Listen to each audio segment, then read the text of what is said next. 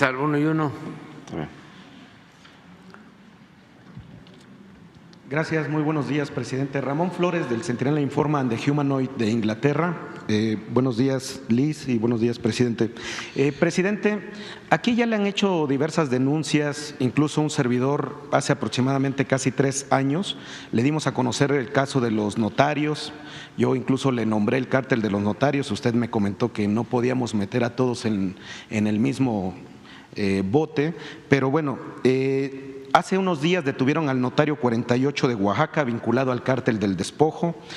Por ejemplo, también en Sonora ya está investigando la Fiscalía a 3 notarías en Sonora, una de ellas ya está inhabilitada, pero actualmente existen 113 notarías públicas, de las cuales las patentes de 87 pertenecen a hombres y 26 corresponden a mujeres.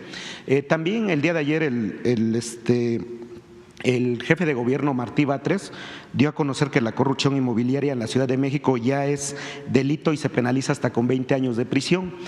Presidente, también lamentablemente mi familia ya fue víctima del despojo. Yo le comenté a Jesús, a mi hermano le despojaron de un terreno allá en Tijuana hace aproximadamente un mes.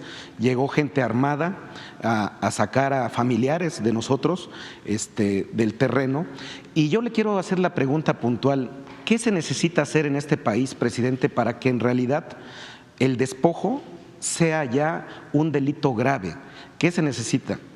Porque sabemos que estamos en elecciones y no se le puede hacer la pregunta si se puede hacer una reforma, pero ¿qué se necesita en este país para que en realidad los notarios entiendan por las buenas que no deben de participar en los despojos? Porque una parte esencial son los notarios, presidente. ¿Qué nos puede responder respecto a los despojos? Bueno, tiene que ver con las autoridades, tanto locales como la autoridad federal, y con la Fiscalía. Los ciudadanos tienen que presentar denuncias cuando hay estos fraudes, estos despojos. Ayuda también el que las asociaciones de notarios, porque está de por medio el prestigio de muchos notarios, no todos son corruptos.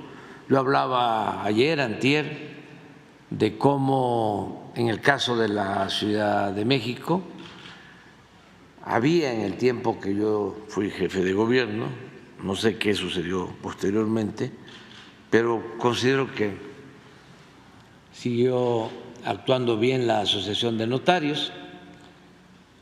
Había un control, un autocontrol entre los notarios y cuidaban el prestigio de estos servidores públicos, porque son servidores públicos, que tienen una licencia para ejercer, para llevar a cabo una función. Entonces, pues todo eso se tiene que seguir haciendo y continuar denunciando todos estos actos de corrupción, porque sí, anteriormente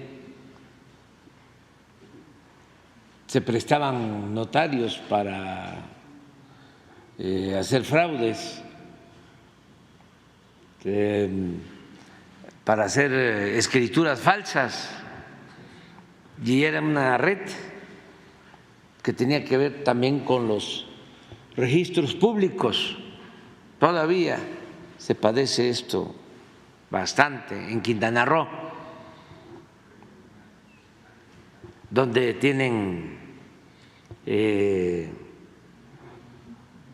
muchos problemas en el registro público de la propiedad. Todo eso hay que limpiarlo, tiene que ver con corrupción. Lo de los fraudes inmobiliarios también, en algunos casos participan notarios. Yo recuerdo que cuando me exigía a la Suprema Corte que pagara una indemnización de 1.810 millones de pesos. Me acuerdo porque es un año histórico, 1810,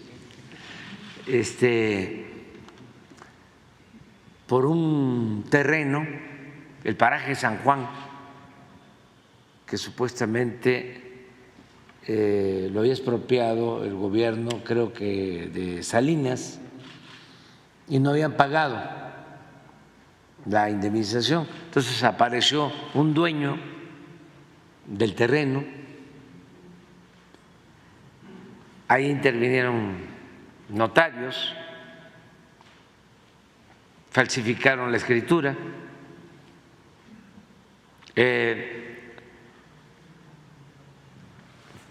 participaron ministerios públicos, jueces, magistrados, hasta que llegó a la Suprema Corte y ya me emplazaron a que tenía que pagar los 1.810 millones de pesos. Entonces investigamos y encontramos que era un fraude. Padecí toda una campaña en ese entonces de que yo no cumplía la ley, porque ya era un caso juzgado, aún a sabiendas de que era un fraude. Entonces, ¿cómo voy yo a pagar eso? Y en efecto se demostró que todo lo habían fabricado y habían participado diversas autoridades. Eran terrenos nacionales, no era propiedad privada. Pero como se enteraron de que se quería regularizar esa zona ya muy poblada del paraje de San Juan, pues querían cobrar.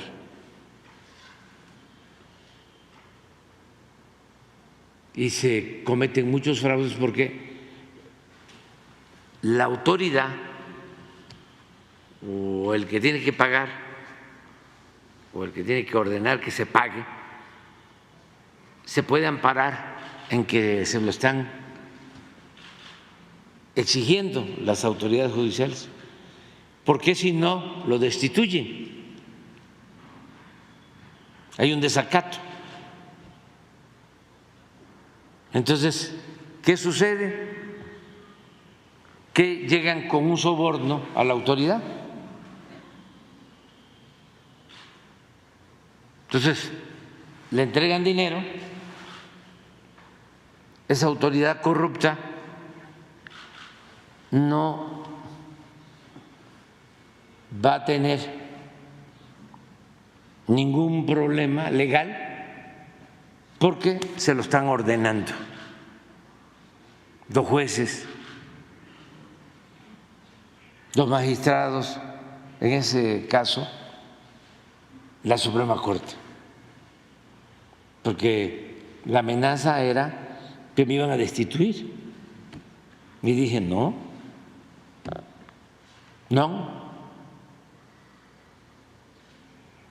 y les ganamos, como ganamos otras, pero era muy común eso,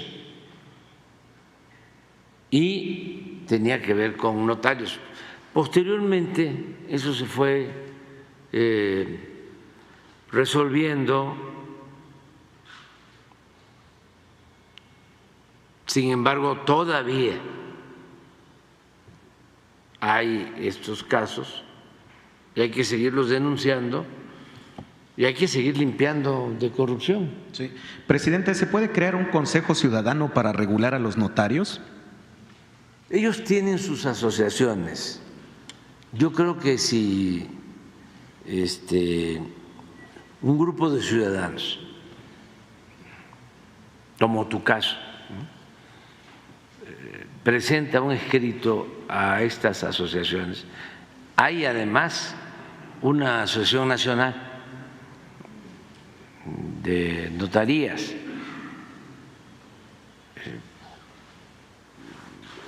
expresando esta denuncia y pidiéndoles que ellos ayuden. Deben de tener inclusive hasta una comisión de vigilancia, pero que informen más de lo que están haciendo sobre esto, ¿no?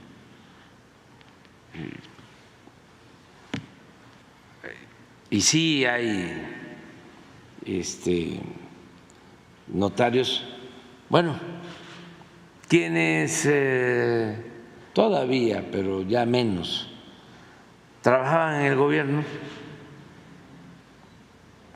Yo creo que la mitad de los notarios recibieron las notarías después de ocupar un cargo en el gobierno.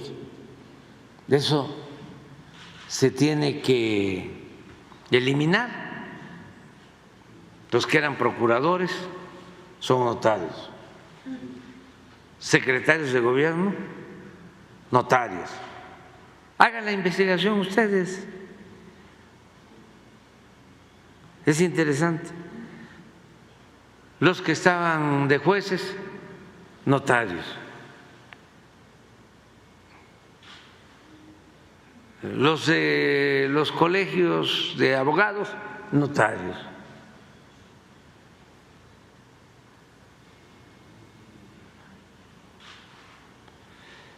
Y pues tienen derecho. La vergüenza mayor, porque todo es cuestionable, pero terminaba un gobierno estatal y ya al final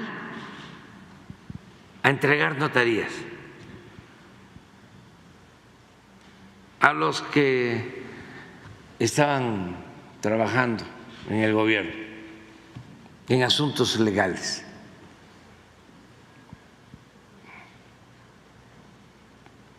Hay gobiernos estatales que entregaban hasta 20, 30 notarías al final.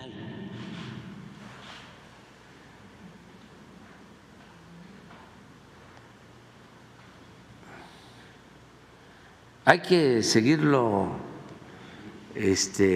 denunciando. Ok. Presidente, en mi segundo tema no le he podido agradecer públicamente de que usted fuera al municipio donde soy originario, en Río Blanco, Veracruz. Lo pude ver ese día, abordarlo en su camioneta y agradecerle en privado, decirle que muchas gracias. Pero también hoy le quiero agradecer a nombre de todos mis paisanos porque me pidieron que le agradeciéramos, pero también con una petición de ellos. Usted sabe, presidente, que cuando un municipio pierde la cultura, pierde el deporte, pues empieza a caer en vicios, ¿no? Lamentablemente el presidente municipal de allá de Río Blanco, pues ya quitó las canchas de básquetbol, quitó las canchas de fútbol. El anterior presidente municipal, Miguel Martínez, privatizó una cancha y ahora te cobran 10 pesos por entrar a jugar fútbol. Lo digo porque yo jugué fútbol ahí en el municipio, jugué béisbol también, y lamentablemente pues hoy no hay ningún lugar para poder practicar el deporte. Los habitantes de Río Blanco me pidieron que le dijera a usted si la fábrica de Río Blanco donde usted estuvo, usted pudo ver cómo están las instalaciones, se podría platicar con el comité de los huelguistas para volverlo en primera museo, porque usted ahí en el municipio dijo que iba a ser un museo allá para Felipe Carrillo Puerto y dicen, ¿por qué allá y aquí no, no? Entonces, se puede hacer museo, la fábrica de Río Blanco y las instalaciones donde fue el evento, volver las canchas de fútbol y de básquetbol, porque, repito, un municipio cuando no tiene cultura y no tiene deporte tiende a caer en la delincuencia, presidente. Bueno, hay que ver quién tiene la propiedad de la fábrica. tengo entendido que es una sociedad. Hay que ver si se puede llegar a un acuerdo con ellos, porque sí es un lugar histórico.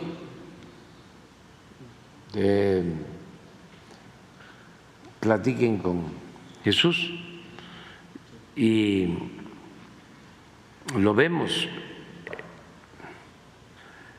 Estamos ahora, por ejemplo, creando un museo, un sitio histórico para recordar lo de la aprobación de las leyes de reforma en Veracruz, que no había nada sobre la expedición de las leyes de reforma. Y se está trabajando en eso. Antes de que concluya mi gobierno, la casa donde vivió el presidente Juárez, en Veracruz, y donde se expidieron las leyes de reforma, van a quedar como museo para recordar este hecho histórico en el puerto de Veracruz. En Quintana Roo, en Vigía Chico, se está haciendo un camino desde Carrillo Puerto hasta donde estaba el puerto, que se llamaba Vigía Chico, estaba totalmente abandonado. Había hasta un tren en el Porfiriato. Entonces ahí se llevaron a los dirigentes de la huelga de Río Blanco y a todos los opositores al Porfiriato. Era una cárcel, era la Siberia del trópico, y estamos haciendo un museo y estamos haciendo una investigación para que sea un homenaje a todos los dirigentes de Río Blanco y de otras huelgas y de otros movimientos sociales que fueron llevados ahí, presos. Fíjense las vueltas que da la vida. Eso que era una cárcel, que no se podía vivir, por eso los llevaban allá, por las enfermedades tropicales que no se resistían y la gente se moría cuando la represión porfirista. Ahora es la zona turística más importante de México y una de las más importantes del país, pero no podemos olvidar, ¿no?, porque sucedió ahí. Entonces se está haciendo este museo. Hay que ver lo que estás planteando. Ahí precisamente, en enero que estuvimos, ahí hablé de las pensiones.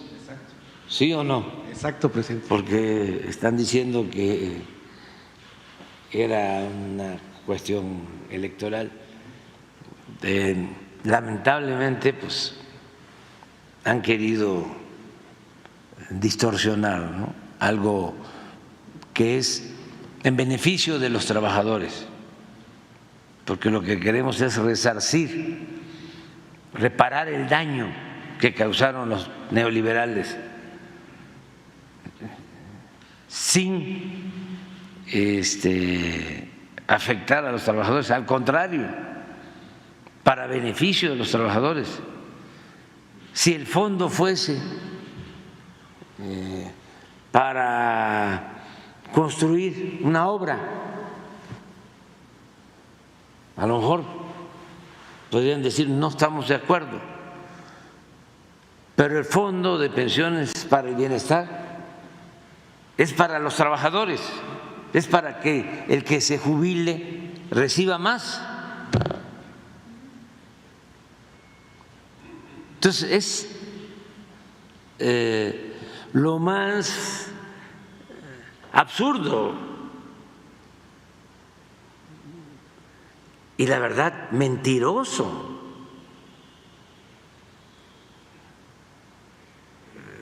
Pero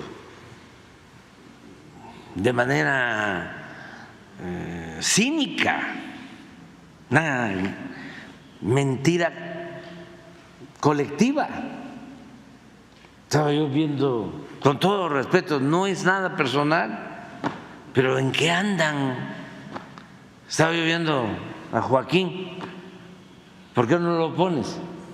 Nada más vean lo que dice.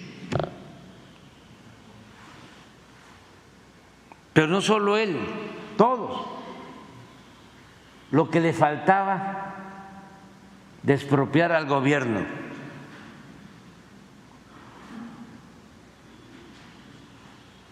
Las pensiones que 45 millones de trabajadores tienen en las Afores. Eso es mentira.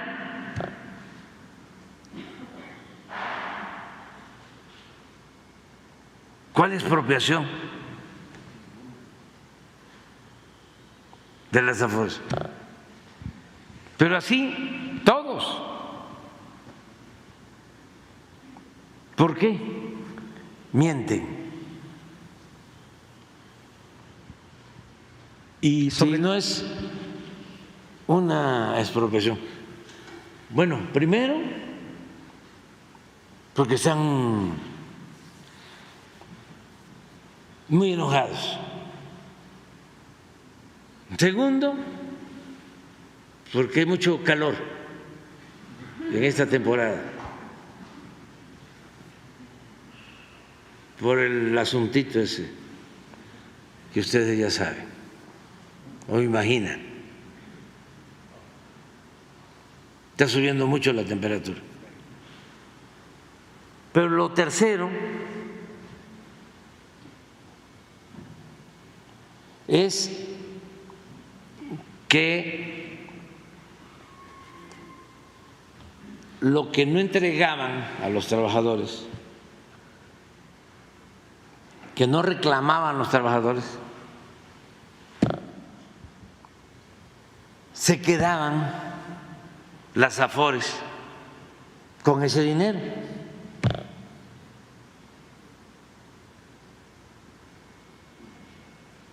Entonces, por ley, ese dinero lo tienen que entregar al Seguro Social. Pues como son muy acaudalados, tienen mucho poder económico, los que manejan las Afores,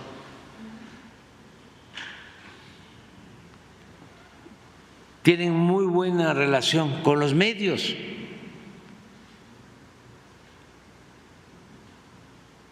Entonces, se apoyan en los medios para echar a andar esta campaña de mentiras, porque van a tener que entregar lo que ellos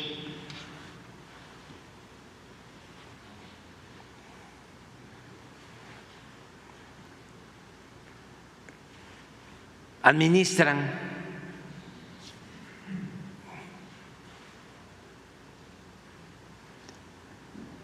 Sin que tenga un propósito que beneficie a los trabajadores. Entonces, ahí en Río Blanco hablé de esto para que el trabajador pues no reciba el 50%, cuando mucho, cuando se jubila, porque eso fue la ley Zedillo, esa fue la ley Calderón, sino que pueda recibir hasta el 100%. Para eso se necesita un fondo compensatorio que va a manejar el Banco de México. Y una de las fuentes de financiamiento para ese fondo es ese dinero, pero no el de los trabajadores, no el de las cuentas que tienen los trabajadores, sino el dinero que manejan ilegalmente las Afores.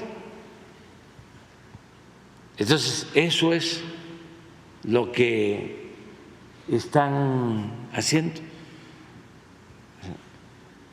Joaquín, Ciro, Loret,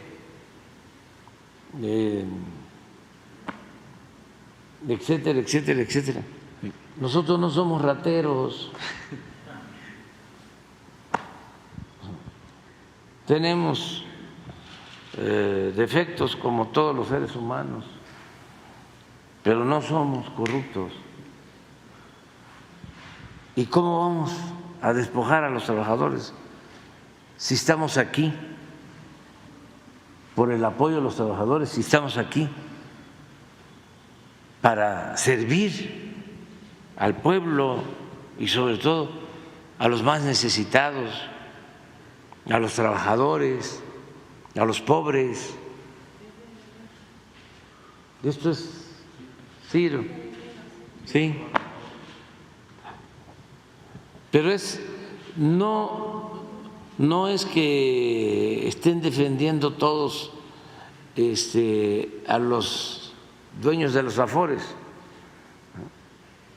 Así se enojaron también cuando se redujo por ley lo que cobraban por administrar los fondos de pensiones, las comisiones. No querían, pero se aplicó la ley. ¿Y cuánto han recibido adicional los trabajadores por esa medida? 150,000 millones de pesos. Que si no aplicamos esa medida, esos 150,000 millones se hubiesen quedado en manos de los que administran las Afores y no de los trabajadores. Así de sencillo. Y no es nada personal.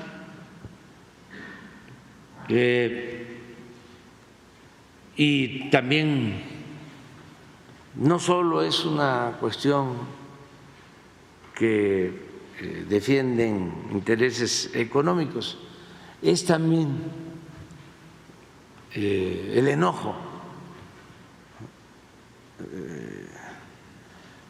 la doctrina, ¿cómo se llama el señor ese que dice que hay que mentir y mentir y mentir? La doctrina de Alarraqui, que es la que se está aplicando ahora. La doctrina Alarraqui, mentir, mentir, mentir, mentir, mentir. Y el calor.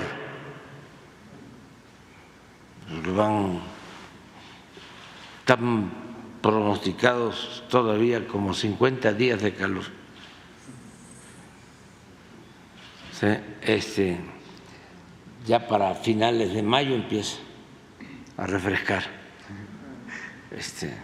A principios de junio. Sí. Ya empieza a refrescar. Pero ahorita va a haber calor. Y No, digo, eso es lo de Alarraqui, que sobre las Afores. Es el programa que hizo. Él es. O sea, es la doctrina Alarraqui. Mentir, mentir, mentir. Y pensar que esto lo usó Goebbels, el propagandista de Hitler. que decía que una mentira que se repite muchas veces puede convertirse en verdad, y que ahora sea, en los tiempos actuales, la doctrina Alarraqui. Qué paradoja. Y lo cierto es que no es Hitler ni Goebbels, su jefe de propaganda. Se usaba de tiempo atrás, pero se le atribuye a Goebbels porque ellos todo lo convertían en propaganda.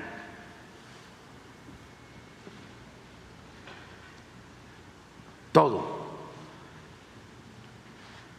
Ya que estamos tocando este tema, una recomendación a todos los que participan en procesos electorales: ya no funciona la propaganda. Un consejo no se le puede negar a nadie. No funciona la propaganda. Lo que funciona es tener comunicación con la gente, no menospreciar al pueblo, respetar al pueblo, no estar pensando que se puede manipular al pueblo, hablarle al pueblo con la verdad, con franqueza. Y si quieren contar con el apoyo del pueblo, pónganse unos tenis, y ahora que hay calor, una camiseta y un sombrero, una gorra, un morral, y hagan sus volantitos y vayan casa por casa. 100, 150 casas, 200 casas diarias. Van a terminar cansadísimos, pero van a dormir muy bien, y al día siguiente lo mismo, y así. Imagínense cuántas casas pueden visitar. Les van a recibir muy bien, aunque no estén de acuerdo con lo que ustedes representen. La gente es muy respetuosa. Muy pocos no les van a querer recibir su volante, muy pocos les van a insultar, pero hay que pagar también, y hay que aprender a pagar una pequeña cuota de humillación cuando se tiene pues una misión, cuando se está luchando por una causa justa. Entonces, eso es mejor que lo otro. No funciona. Miren la prueba. Ayer, según lo que informó hoy Elizabeth, ya se terminó AMLO narcopresidente. Ya se acabó. Sería bueno que hicieran una evaluación de cuántos millones de mensajes con robots automatizados, la llamada inteligencia artificial. Millones ¿Cuánto dinero? Hacer una estimación. No solo en las redes, agréguenle el artículo del periodista más famoso del mundo, dos veces Premio Nobel del Periodismo. Ya sé que no existe, pero es que es mejor decirlo así, Premio Nobel del Periodismo, que no ha dicho nada. Su revista o periódico, famosísimo también, ¿cómo se llama su periódico? ProPublica. Ayer no estaba la tendencia y otra vez la tendencia en segundo lugar, ya hoy. Ah, ya está otra vez. Ah, entonces todavía no terminan. Los bots y el dinero que tienen que invertir. Sí, pero sí hagan la evaluación. Y luego el New York Times, con información de la DEA.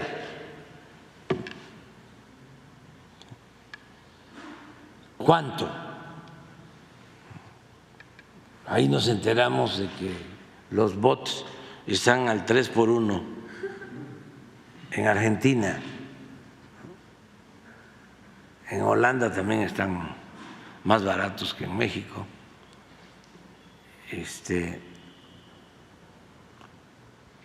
¿Y qué hicieron?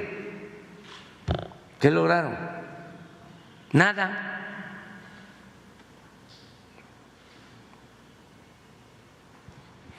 Ahora van a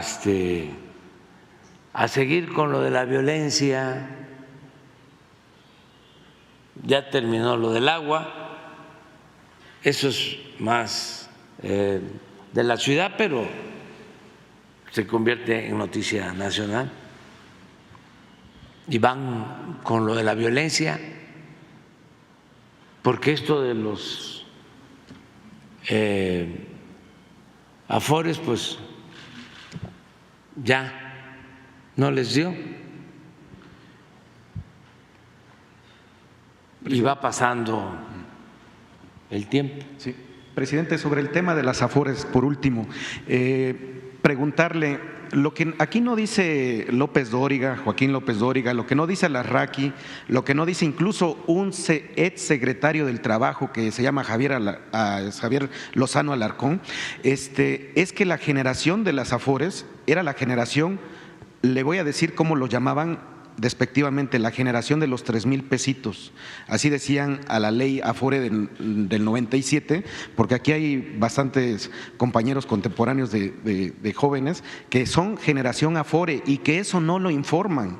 Eso sí es lamentable que ellos estén tratando de hacer esa campaña, metiéndole miedo a la generación Afore, pero no les informan que máximo su pensión iba a ser de 3,000 pesos, pero la pregunta puntual sobre el tema de las afores, presidente, ¿usted invitaría al director de la Amafore, invitaría a Zoé Robledo para que pudieran informar y poder parar ya a estos pseudocomunicadores, presidente? Sí, mañana. Gracias.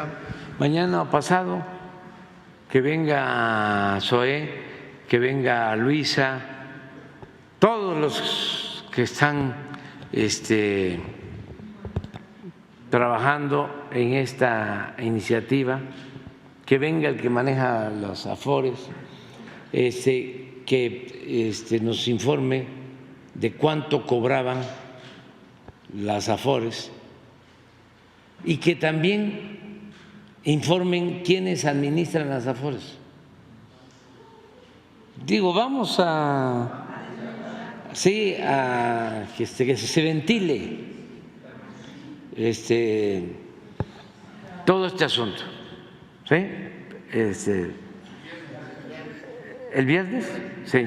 O sea, ¿quiénes manejan los afores? ¿Cuánto ganan por la administración? ¿Cuánto ganaban antes? ¿Qué fue lo que se hizo para que cobraran menos por la administración? ¿Cuánto ha sido realmente el ahorro? ¿O cuánto se proyecta tener de ahorro por estas medidas? ¿Cuánto aportaron de cuotas de manera voluntaria a los empresarios, cuál es la proyección que se tiene hacia futuro. Todo. Va a ayudar mucho, tienes razón. Sí, el viernes está.